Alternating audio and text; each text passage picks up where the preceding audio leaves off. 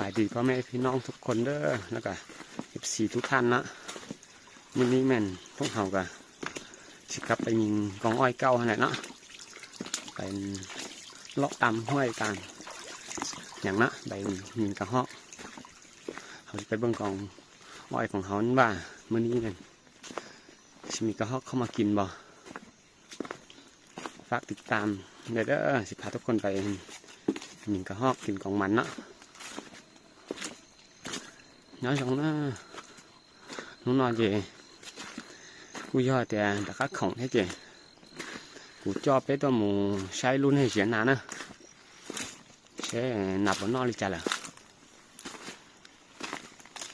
nè chậu cú thế nào chị cái mù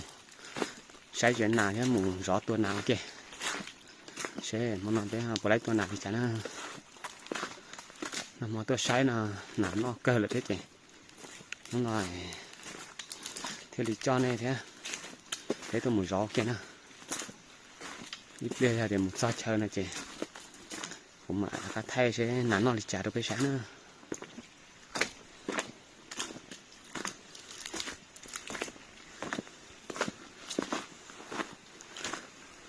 เดี๋ยวนี้มันhọcถือว่ามาฮอดเป้าหมายของเขาแล้วเนาะมาฮอดกองอ้อยแล้วพาทุกคนไปเบิ่งเนาะว่ามีกระหอกกินบ่chả nói gì bé cứ tôi sao bé lúa gì nào lại nè để cũng cho bé sẽ đằng một trái xe nào có nó đi chả là bé lúa gì này nhắm nó nè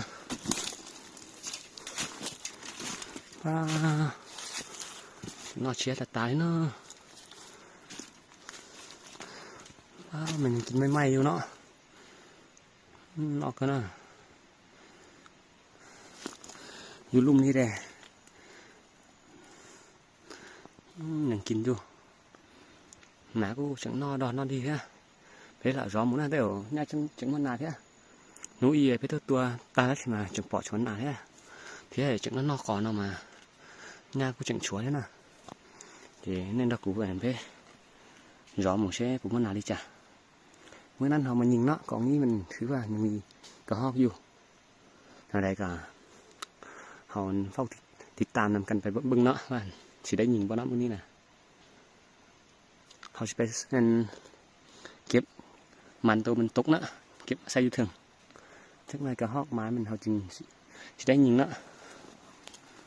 bé em khởi gió cọp bóng nè khởi gió cọp bóng cho nó bỏ sổ dĩa nè chị yên chỉ là tuổi cái thế lì tao tua nè mình xả cơ chứ thế nào nè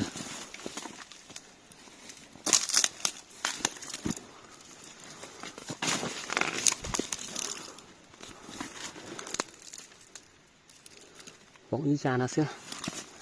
hồi mình kín đó mà là mà kín luôn vậy đúng mày hồi keo mình nè hồi keo ní mình cá hòn lại bằng nóหอยมันกิน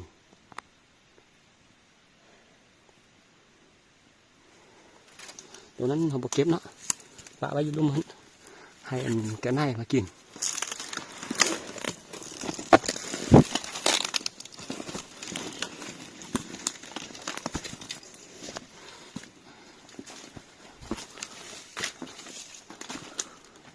อย่าเขาน่าจะไปกันเลี้ยงงั้นเขาเนาะเพื่อก่อใช่อาชีcho nên là nàn chúa tôi sẽ nàn chúa còn thì muốn nó hậu thì phải tôi hậu xíu nè để phải một gió kia sẽ cũng muốn nà nó nó khó tận tên là chạy dị không chứ nó chết cả hỏi kín may vô nóยังมีน้ำยางเลยคือว่าก็ห้องห่างกับกินตอนเฮามานี่แหละนอเชื้อตาเลยเสียงมันมุกมีmình sẽ nà đã tận nói với tôi là kia xứ nữa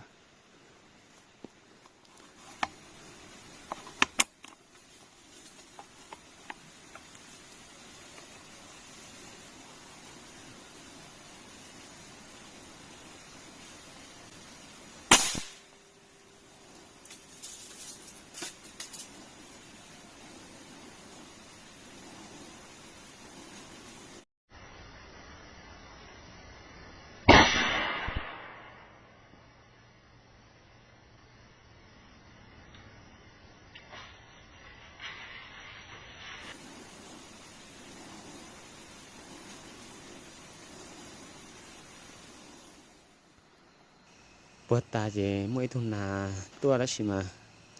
nếu phim chỉ cả nó nói dễ lấy về nếu phim kiếm một cái lò thì cả giống thì nó sẽ về chỉ tua nó chạy hiện nữa cái chỉ đó cá gì cũng thế đi mỗi lúc này sắc khớp lệ gì cũng thế mỗi tua bóng tí nó cũng thay tao nên sai vậy nè chỉ mỗi chơi khỏe đi chứ giờ đến tua lúc sắc khớp thì chỉ trong thay này thay chỉ lại nó nên saiเมื่อกี้นี้ยิงกระหอกตัวหนึ่งตกไปแล้วเนาะแต่ว่าไม่ได้ถ่ายเพราะติดสโคปซะแล้วแหนมบ่เห็นค่อยเลยเอาสโคปออกแล้วนี่ตกแล้วจังไรสิไปซ่องว่าเห็นบ่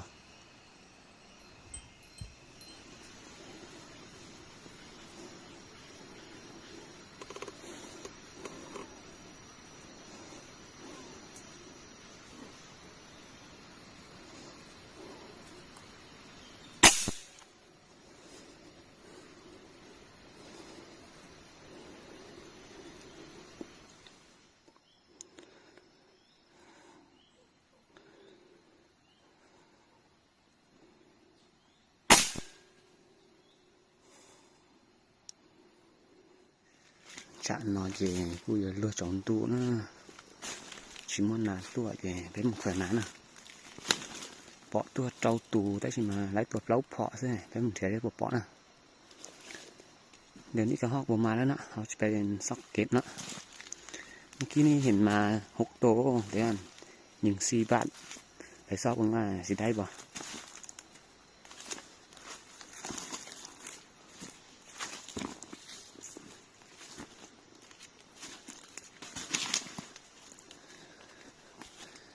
นี่นะตัวหนึ่งนะ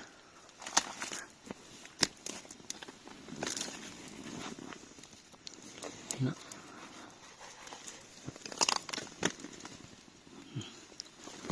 ตัวหนึ่งไปซอกตัวตรงทุกยิบเนาะตัวทุกยิบเขายิงนี่ตกอยู่ทางกองนี่แล้วแล้วมึงหนอตัวไปถ้าเท่าตัวไว้ตัวนะป้องดันหนออยู่นี่เนาะตัวที่2นะ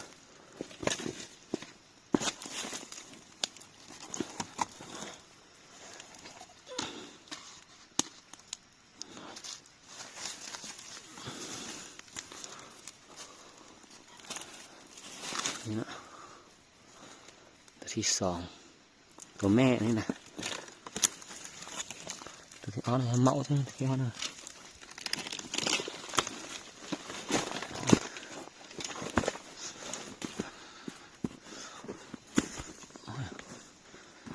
ซาตาเลยอ่ะ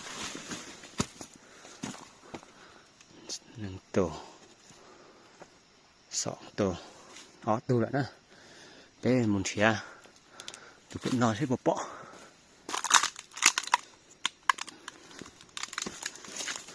ตัวนี้พ่อตาเจตัวพ่อตาเป็นนอนเจตัวได้สิมาเนื้อชิตัวนั้นได้เจียนะเจกูที่เล่นมดลูกเนี่ยสักครบเลยแหละจะสิตัวไทยแล้วนะใช่ตัวเมื่อกี้นี่มันบอกเข้าไปกินอยู่ของอ้อยเนาะแล้วเอาสักครบออกสักครบมันติดทางหน้าเนาะขนาดบออกมันยิงบ่ได้เนาะเอาเลยเอาสักครบออกแล้วบ่ได้ถ่ายตกอยู่ทางไหนแล้ววะ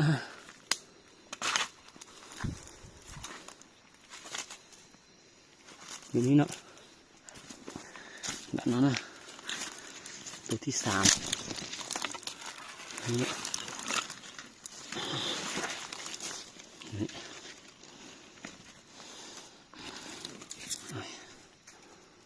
ตัวที่3เนาะ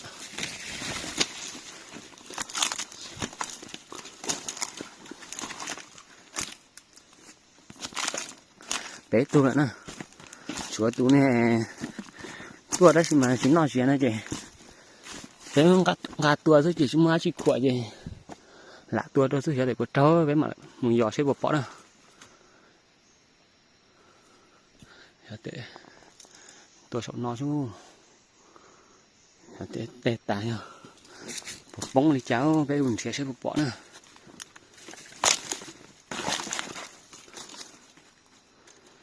ตัวนึงท่านบดตายบ่หรือมันอะไรฮะ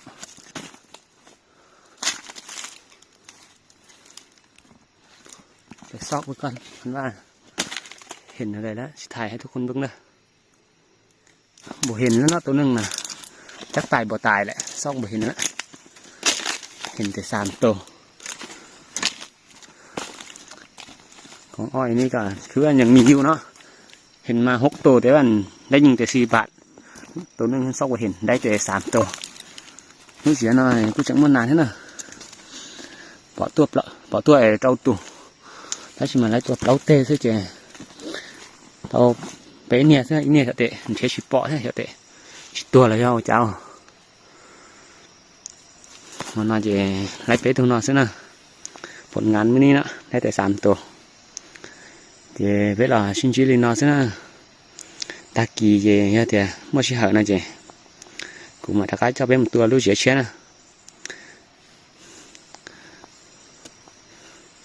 มีแต่ตัวแม่เนาะ